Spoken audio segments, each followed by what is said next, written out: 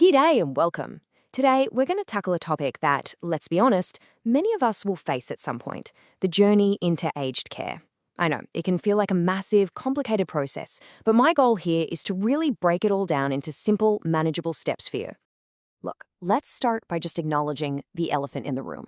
This can be a really overwhelming time, not just for the person moving, but for the whole family. But, having the right information, a clear map of the road ahead, that can make all the difference. Now, just to be clear, our goal today isn't to give you personal financial advice. Think of this more like a roadmap. We're going to break down the whole process into bite-sized pieces so you can feel a bit more confident and in control of the decisions you've got to make. All right, let's get straight into the practical stuff. When you really look at the process for getting into aged care, it boils down to 5 key steps. Once you get your head around these, the whole journey starts to make a lot more sense, I promise. So first things first, you've got to get a free assessment done through MyAgedCare. That just figures out what level of support is needed. Simple as that. After that, the search is on to find a home that feels like the right fit. Then you'll need to get a really clear picture of the cost involved. And don't worry, we're going to dive deep into that in just a moment. The next stage is the actual application, and then the final step is moving in and signing the official accommodation agreement.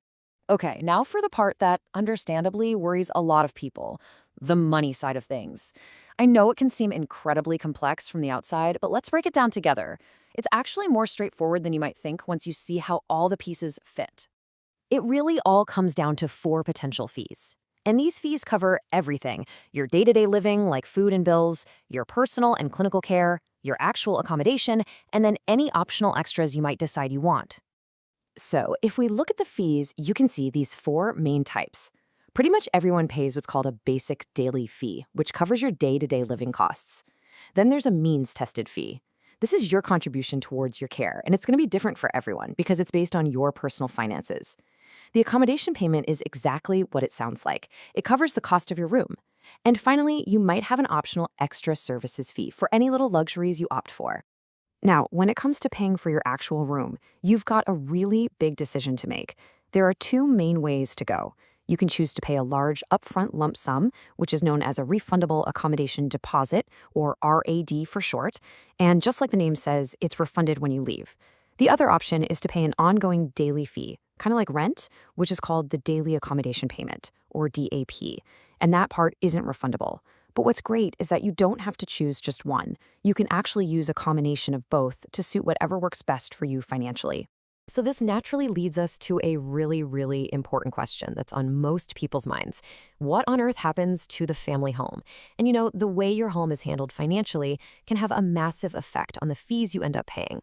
Okay, so let's have a quick look at the different scenarios here. If a protected person, like your partner for example, stays on in the family home, then the home is exempt from the asset test. It's not counted. But if the house is left empty, or you decide to rent it out, or you sell it, it then gets counted as an asset in different ways. And this will directly impact that means-tested care fee we were just talking about. So it's a huge decision. So I think the crucial point here is that this is a complex area where the details really, really matter. Every single family's situation is unique. But the good news is, you absolutely do not have to figure all this out on your own. There is expert help available. To get through this journey successfully, you really want a team on your side. MyAgedCare is your official government starting point for everything. A solicitor is absolutely essential for getting your legal ducks in a row, like your will and power of attorney. And a financial planner who actually specializes in aged care, mate, they can be invaluable in structuring everything to get the best possible outcome for you and your family. And just before we finish up, I do need to share this important information with you. Sean Sullivan is an authorized representative of Vivid Financial Planning Prat Limited and holds an Australian Financial Services License, number 478937. The information provided today is general in nature and doesn't take into account your personal situation. You should consider whether the information is appropriate for your needs, and where it is appropriate, seek professional advice from a financial advisor.